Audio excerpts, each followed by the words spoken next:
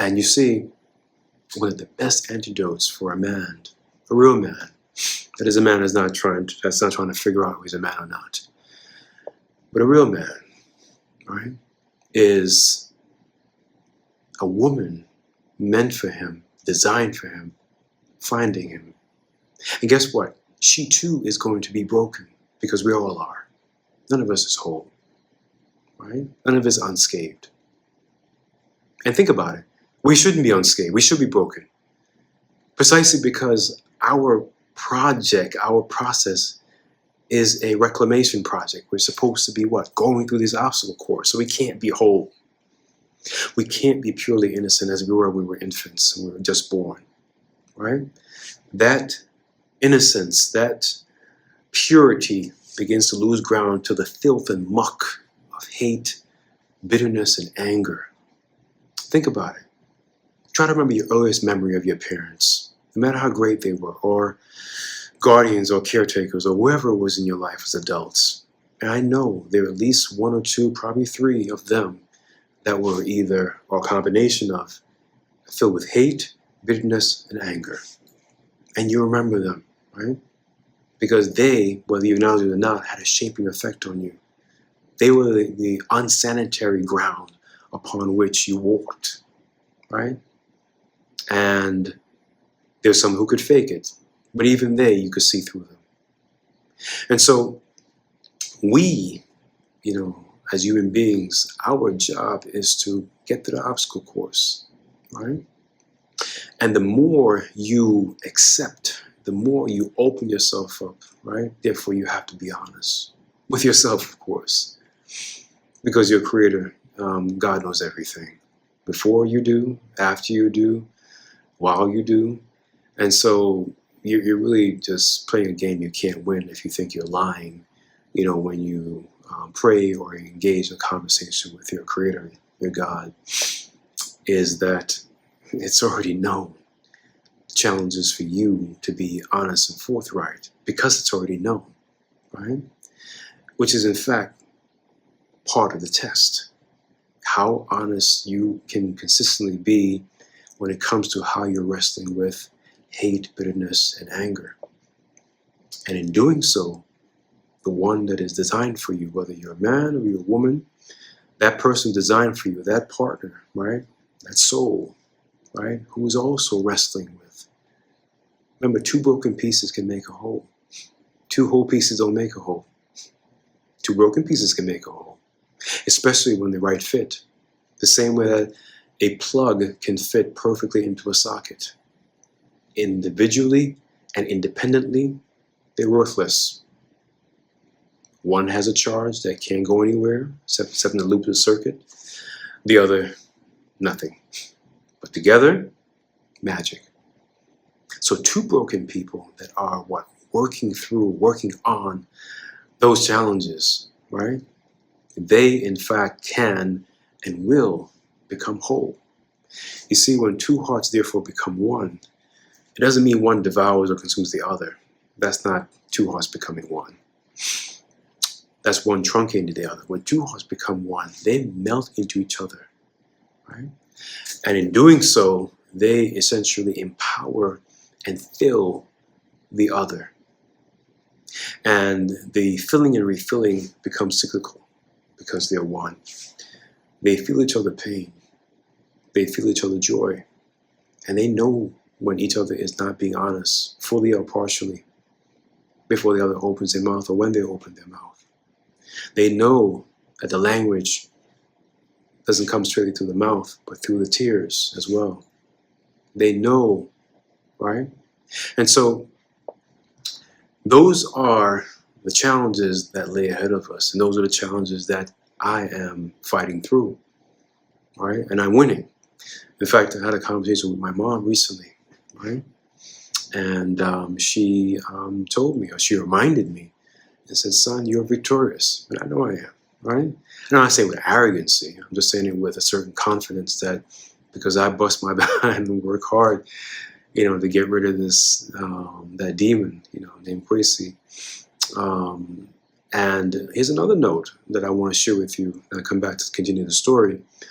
For those of you that have changed your name or planning to change your name, think hard and long before you do that, because you don't know the backstory of the name that you think it's your idea and it's your particular will and it's your desire to carry through. And remember, names are recycled, just like our human bodies, right? Ashes to ashes, dust to dust. Essentially, we go back to the earth. We come from the earth, etc., right? Our bodies have all the minerals found in the cosmos, found in the earth, etc., right? Our body's made of mostly water. All right. You get the idea, right? So we're from the earth, of the earth, we go back to the earth, come from the earth. So our bodies are recycled, our names are recycled. And as such, there's a backstory, just like the spirit of Kwesi, right? Remember his backstory?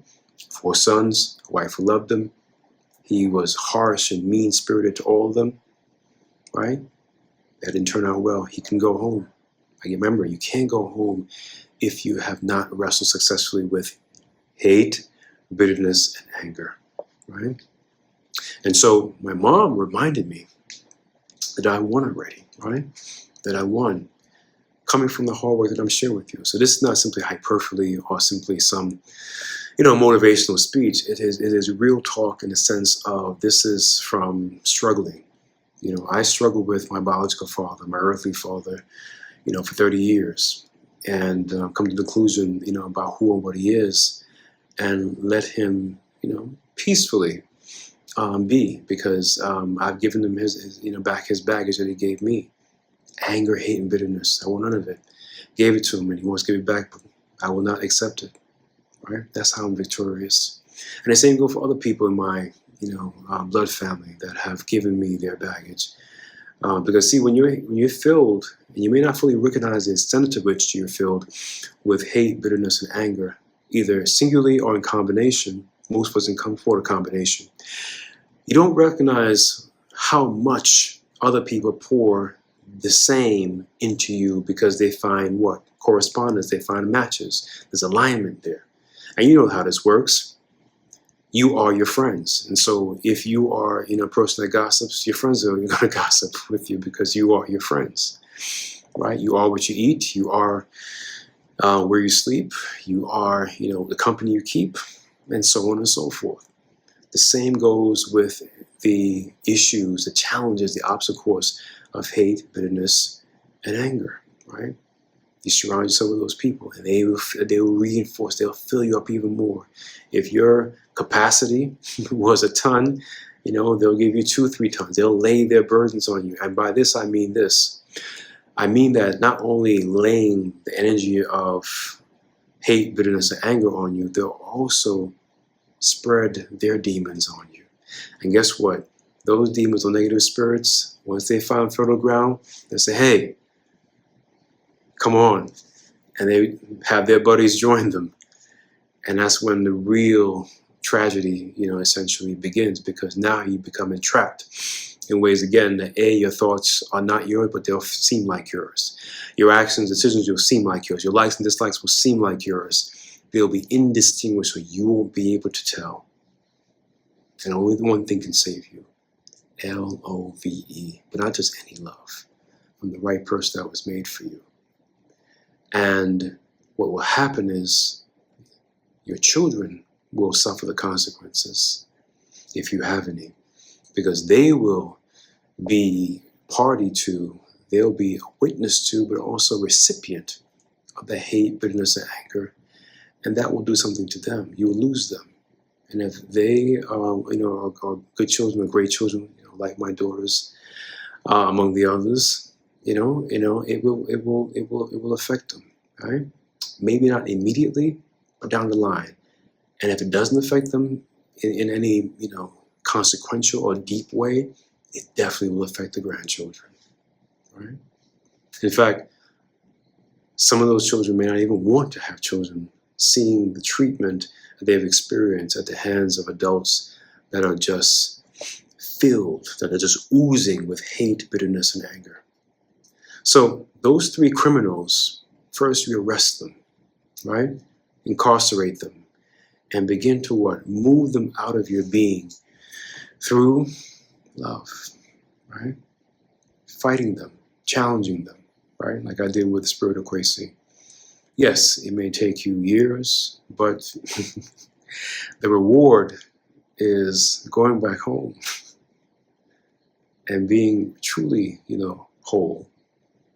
Having survived the Squid game, right? Having experienced victory, right? Not only in human form, but certainly, in a perpetual sense, is priceless, right? And so the act of repairing the pain and the traumatic experiences that you and I, have gone through, is to lean into, love, right? Love of God, love of self, love of family, especially members that love you. Stick with them, support them, right? Be with them, be for them, fight them.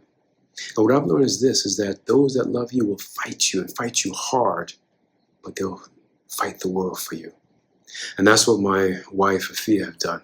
Man, she has shown me so much. I can't begin to even, thank her, after thanking the Creator, after thanking God. I can't even think, of how much, I owe her. Because she has really shown me something that I did not know. My thing previously was, if there's a fight, I know myself, I can be a beast. And so I'd rather just walk away because I don't want to hurt the person, that I'm with. But that, she will argue and fight me and cuss me because she's not fighting me to fight me. She's saying essentially, fight me to fight for me, right? And that may sound, a bit away, but let me explain. You see, when somebody loves you, it's not just love you, but it's in love with you, and will essentially destroy the world for you. They will fight you to show you that, hey, hold me, and that will quench their fire. The fire is not really to burn you, it's to bring attention to how close you two need to be to remain. And so she'll fight me because, something I've done that could have endangered me. And losing me is losing her, because remember, our hearts are now one, right? That's someone you want to, when you get it, you want to do the same. Fight the world for that person, right? And they'll fight the world for you. And the children will reflect that, right? It's that simple. And that's really the power of love, because one thing I've also learned is that, the Creator, God, is love. It really is. And that's why the best part of us go home, right? To maintain that stasis while, this world and others are filled with, not so much of the best of us, right? Yeah. And this is why the obstacle course is there, because some of us make it through, some of us don't. And those that make it through, right? We essentially become or remain that pure, essential, innocent love that we're born into this world with. But as soon as we came here, we begin to what? Become unsanitized by hate, bitterness, and anger. So that's the secret sauce. That's the recipe, right? That's how you begin repairing. And as you repair, you will be repaired, but not here. Because ultimate repairment, comes when you go back home, right? Now, let me give you a metaphor to bring it home, literally and metaphorically. Think about this, Squid game as going to work. Lots can happen. Jump in the car, you're driving, you may not make it to work, but let's say you do, and I hope you do. Take a lunch break, anything can happen. Something fall off a building, you slip and fall, a lot of things can happen. Let's say inclement weather, a lot of things can happen to you, right? You don't make it back from lunch. But let's say you do make it back, and I hope you do. Then you leave. You want to go home, right? Something happens in the office, holds you up, right? Something happens in the building, right? Lots can go wrong. Or should I say it this way, rather than being pessimistic, a lot can go a way that you did not plan for. Because what we consider to be wrong is actually right, for the right reason, but in a way that we don't understand as humans. And so lots can go away other than we expected, right? But then we got to go what? We got to go back home. And once we go back home, we relax, right? We chill. We imbibe in the presence, and in the joy. And I hope you have joy, when you get home, right? So that's the journey, folks. Just like leaving to go to work and come back home. So we can't be fully repaired. And if anyone goes to a therapist, psychiatrist, and others, and you're paying all that money, you get wasted time. They can't heal you. They really can't. You can't be repaired. And there are many people who have spent years on the couch talking about what their therapists have done for them. Right? They'll never be whole. They'll never be healed. Right? It doesn't work that way. They're wasting their time and their money. Right? And so that's when you become repaired when you go back home. Just like leaving the house, go to work, and you come back home. Right? But the repairing is being victorious over the obstacle courses of hate, bitterness, and anger. As they come to you, you back it up. Say, I want nothing to do with it. You minimize it. And we all have them in us, right? They're manageable levels, they're acceptable levels, but then they're what? Levels that are just too much, that intoxicates us and becomes us and invites others to jump into us, that essentially makes so that we can't go home and can't be repaired. But Baba Nyame, I've been your guide and host. Drop your questions and comments and experiences in the section below. Until next time, stay well.